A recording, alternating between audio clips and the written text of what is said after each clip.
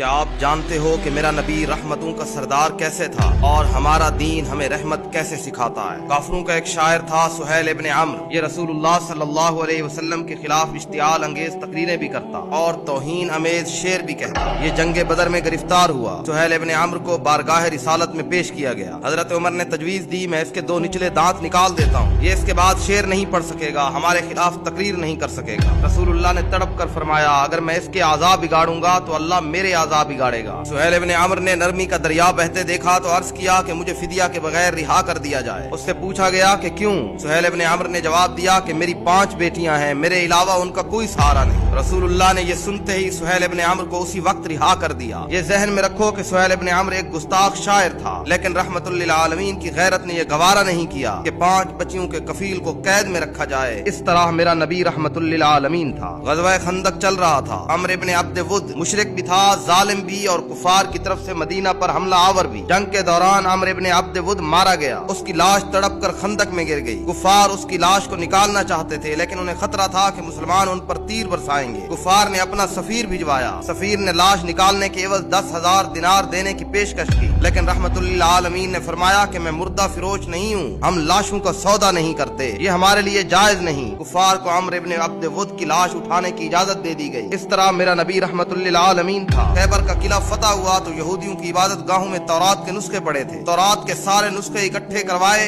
اور نہایت ادب کے ساتھ یہ نسخے یہودیوں کو پہنچا دیے، اور خیبر سے واپسی پر فجر کی نماز کی جگانے کی ذمہ داری حضرت بلال کو سونپی گئی۔ سورج نکل آیا تو قافلے کی آنکھ کھلی۔ رسول اللہ نے حضرت بلال سے فرمایا کہ بلال آپ نے یہ کیا کر دیا؟ حضرت بلال نے خوبصورت سا جواب دیا کہ یا رسول اللہ جس ذات نے آپ کو سلا دیا اس نے مجھ بلال کو بھی سلا دیا۔ نبی علیہ السلام تبسم فرمانے لگے اور حکم دیا کہ تم اذان دو۔ اذان دی گئی اور نبی علیہ السلام نے نماز ادا کی۔ اس طرح میرا نبی رحمت للعالمین تھا۔ حضرت سعد ابن عبادہ نے فتح مکہ کے وقت مدنی ریاست کا جھنڈا اٹھا رکھا تھا۔ یہ مکہ میں داخل ہوتے وقت جذباتی ہو گئے اور انہوں نے حضرت ابو سفیان سے فرمایا آج کفار سے جی بھر کر انتقام لیا جائے گا۔ رحمت للعالمین نے یہ سنا تو ناراض ہوئے، ان کے ہاتھ سے جھنڈا لیا، ان کے بیٹے قیس کے سپرد کیا اور فرمایا آج بدلہ لینے کا نہیں، آج تو رحمت اور معاف کر دینے کا دن ہے۔ اس طرح میرا نبی رحمت للعالمین تھا۔ مدینے میں تھے تو مکے میں قحط پڑ گیا، وہ مکہ جہاں کے رہنے والے میرے نبی کے دشمن تھے، جہاں کے رہنے والوں نے میرے نبی کو شہر سے نکالا، ہر جگہ پر میرے نبی کی دشمنی کی، مدینے سے رقم جمع کی، خوراک اور کپڑے اکٹھے کیے، یہ سامان مکہ بھجوایا